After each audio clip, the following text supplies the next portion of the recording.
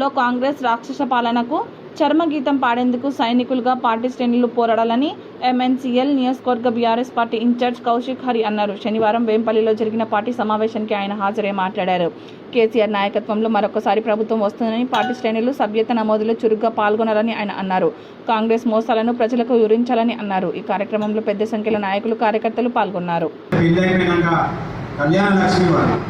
రైతు సమస్యలు కావచ్చు, మా సింగరేణి కార్మికుల సమస్యలు కావచ్చు, ఇవన్నిటిని కానీ ప్రతి ఒక్క సమస్యను ఆయన పరిష్కారం చేసే దిశగా ఉండే. ఆ 10 ఏళ్ల పాలన మనకు ఎక్కడ కూడా ఇబ్బందులు లేవు. మనం అంతా రాష్ట్రం సర్వతోముఖాభివృద్ధిగా అభివృద్ధి చెంది మన జోబులో కూడా 4 రూపాయలు జోబులకు వచ్చిన తర్వాత మనం పాత కష్టాలన్నీ మర్చిపోయాం.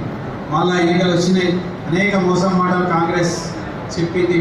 మన నాయకులు కూడా ఇల్లు తిరిగి ఎన్నికల ద్వారా కేసీఆర్ గారు, కేటీఆర్ గారు, హరీష్ రావు గారు పెద్దలందరూ కూడా చెప్పారు మోసపోవద్దు, అవి అబద్ధాల మాటలు అని చెప్పి. అయినా మనం కొంచెం ఎక్కువ ఆశ పెట్టేసరికి ప్రజలందరూ కూడా దాన్ని ఆశపడ్డారు. సరే, మన వల్ల కూడా ఏమైనా పొరపాటు జరిగినా కూడా దాన్ని కూడా ఆసరా తీసుకొని మళ్ళా మన ప్రభుత్వం పోయి రాక్షస ప్రభుత్వం వచ్చింది. ఇవాళ దాన్ని ప్రభుత్వంలో ఇవాళ ప్రధాన ప్రతిపక్షమైనటువంటి పార్టీ మనది. ఇవాళ తెలంగాణ రాష్ట్రం కోసం తీసుకొచ్చిన పార్టీ మనది. మళ్ళా తెలంగాణను మళ్ళా ఈ రాక్షసు నుంచి కాపాడాలంటే మళ్ళా కేసీఆర్ గారి నాయకత్వం రావాల్సిన అవసరం ఉన్నది. మళ్ళా బీఆర్ఎస్ జెండా మంచిర్యాలలో ఎగరాల్సిన అవసరం ఉన్నది. అప్పుడే ఈ ప్రజలకందరికీ శాంతి దొరుకుతుంది.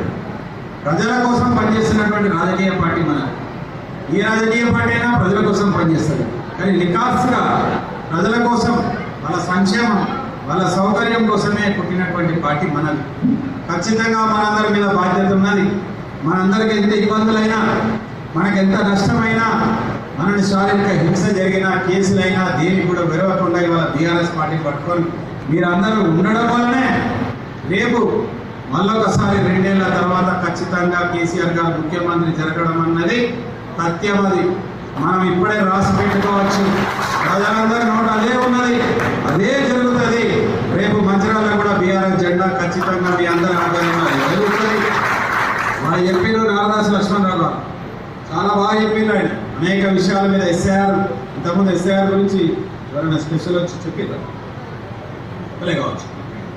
ఎస్ఐఆర్ గురించి ఏం జరుగుతుంది, దాన్ని ఏ విధంగా మనకు మీరు కూడా పేపర్లలో చదివి దాన్ని చూసి మనకు ఒక అవగాహన వచ్చి ఉంటుంది.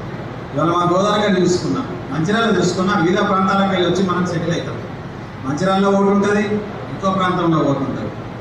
అట్లా 2-3 ఓట్లు ఉన్న కూడా ఉంటాం, మన ప్రాంతంలో కూడా ఉంటుంది.